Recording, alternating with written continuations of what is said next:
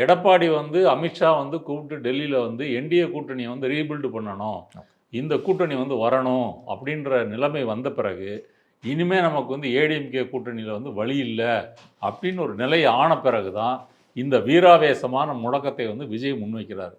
இந்த முழக்கத்தை அவர் மாநாட்டின் போது ஏன் முன்வைக்கவில்லை? விக்கிரவாண்டிலே சொல்லியிருக்கலாம்ல, நீங்கள் வந்து 1.5 வருஷத்துக்கு முன்னாடியே இனிமேல் ஃபைட்டு டிவிகேக்கும் டிஎம்கேக்கும் அப்படின்னா அப்போ ஏன் அங்கே சொல்ல முடியலைன்னா, அங்கே என்ன சொன்னார், எங்களை நம்பி வரக்கூடியவங்களுக்கு வந்து நாங்கள் அதிகார பங்கீடு கொடுப்போம் அப்படின்னு சொன்னார். ஒருத்தரும் போகலை.